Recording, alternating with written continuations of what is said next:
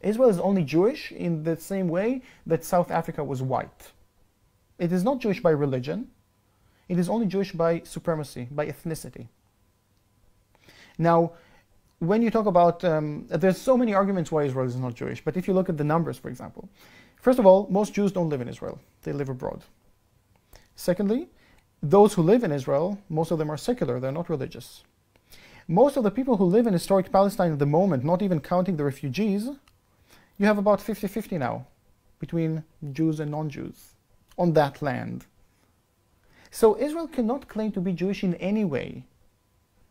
And besides, it is also not Jewish in the religious sense. They are making up something else. Basically, the religious Jews, for them it's not a question, what is a Jew? It's someone who follows their religious practice. But for the Zionist Jews, since their identity is so flawed, then for them they cannot define what does it mean to be Jewish. And they always fall into this trap over and over again whenever they have to define it. But for them, because they cannot define for themselves what does it mean to be Jewish, then their definition is pretty much, if the other people hate us, then we're Jewish. And that's why they go on and on ranting about anti-Semitism and so on. Actually, the greatest anti-Semitic force in the world today is the State of Israel. Israel recognizes 4 different nationalities for its own citizens. There's Jewish, Arab, Circassian, and Druze, which are 2 other minorities, not nationalities. Now, this was taken to the Supreme Court of Israel. The Supreme Court is the main vehicle of apartheid. Some people think that it is the army or another institution, but actually it is the Supreme Court that is mainly legitimizing the illegitimate. But those Israeli Jews, they felt that they didn't feel comfortable with being identified as Jewish. They said, we're Israeli, we want to be identified as such, and they took this to the Supreme Court. After much deliberation, the court said that they cannot acknowledge having an Israeli nationality because that would undermine the very character of the State of Israel. Now, that is a very true statement coming from that court, because having an Israeli nationality, having some sort of a basis of equality among all the citizens of the state, really undermines everything that the State of Israel is all about, because it is based on everything that is opposed to democratic values, based on everything that is opposed to equality. And actually demanding equality in Israel is probably the most radical thing I can do. There are many myths that have to be dismantled.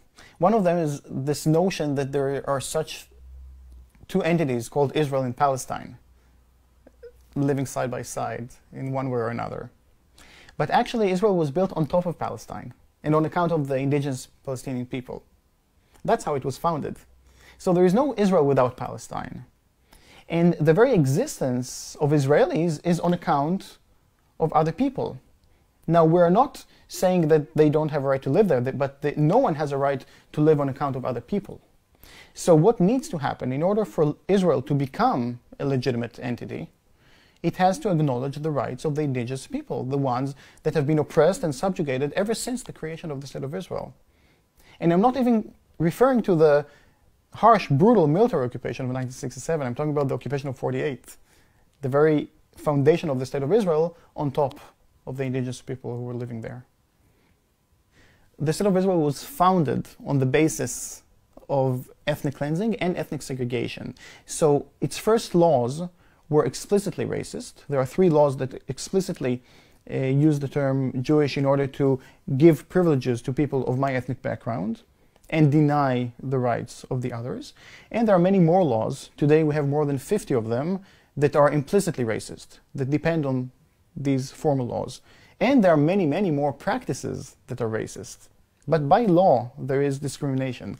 And that legal type of discrimination against an ethnic or racial group is what falls under the legal definition of the crime of apartheid, as defined in the Rome Statute.